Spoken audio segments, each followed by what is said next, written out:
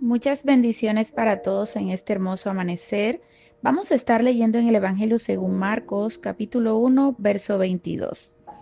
Y se admiraban de su doctrina porque les enseñaba como quien tiene autoridad y no como los escribas. Amén. La palabra del Señor nos habla acerca de un momento que trajo libertad a la vida de un hombre que se encontraba bajo cautividad por un demonio inmundo.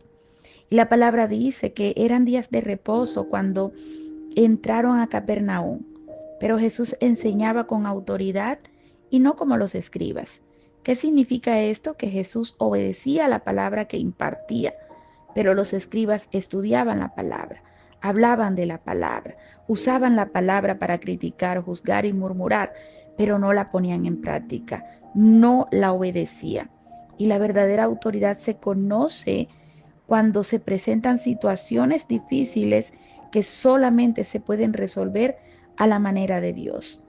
En este caso había un hombre en la sinagoga con un espíritu inmundo que de inmediato al llegar Jesús le habló a Jesús y le dijo: ¿qué quieres con nosotros?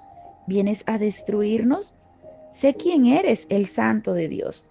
Pero Jesús le ordenó, le reprendió y le dijo: cállate y sal de él. Y el espíritu inmundo reaccionó con violencia, pero salió a pesar de que clamó con gritos.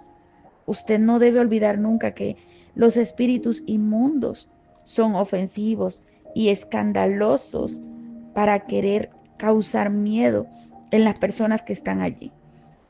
Y la palabra del Señor revela que vino asombro y a causa del asombro discusión entre las personas que estaban allí acerca del tipo de autoridad que ejercía Jesús. Y se preguntaban unos a otros: ¿por qué los espíritus se les sujetan y obedecen? Y la palabra de Dios revela que la fama de Jesús se difundió por toda la provincia. Y quiero decirte que la gran autoridad de Jesús venía de una gran obediencia a Dios el Padre. Jesús se mantuvo en su posición de hijo que se sujeta a la voluntad de un Padre que es soberano. Yo quiero decirte algo, que la adoración a Satanás empieza cuando usted quiere hacer su propia voluntad en lugar de obedecer a Dios. Y es que lo único que garantiza nuestras victorias sobre las batallas que estamos enfrentando es la obediencia a Dios, misma que Jesús nos enseña que no es negociable y debemos ponerla por encima de nuestros deseos. La palabra de Dios nos enseña que el hacer nuestra propia voluntad es adoración al diablo, porque esto fue lo que el diablo empezó a hacer en el cielo y por lo cual fue expulsado. Quiso hacer su propia voluntad y no sujetarse a la autoridad de Dios el Padre. Todos sabemos que Jesús nos da libertad y que la garantía de esa libertad es el Espíritu Santo que habita y está en nosotros. Pero la palabra dice que conocemos la verdad y la verdad nos hace libres cuando la conocemos.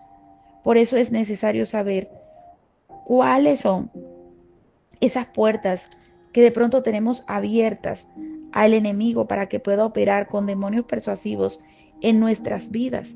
Es necesario cerrar puertas del pecado. ¿Qué tipo de prácticas estamos haciendo que no le agradan a Dios? Debemos dejar de hacer esas prácticas o esos hábitos que a Dios no le agradan, para que no sean una puerta abierta al enemigo. Recuerda, cada vez que quieras hacer tu propia voluntad sin consultar a Dios, sin tener en cuenta lo que dice su palabra, sin tener en cuenta lo que antes se te ha advertido, estás en verdad adorando al enemigo, porque esta es la forma en que él se comportó. Quiero decirte algo: Jesús nos ha dado autoridad a nosotros para reprender, para renunciar y para echar fuera demonios en su nombre con la llenura del Espíritu Santo de Dios. Pero nosotros, para poder ser portadores de esa autoridad, debemos caminar en obediencia, en santidad, sujetos a la voluntad del Padre. Quiero que pienses en esto, porque la verdad es que todos los creyentes necesitamos tener un buen nivel de autoridad, pero este solamente viene de la obediencia. En este hermoso día te bendigo. Te ha hablado Handris Mendoza, pastora del Centro Cristiano Dios de Poder, en la ciudad de Santa Marta. Bendiciones.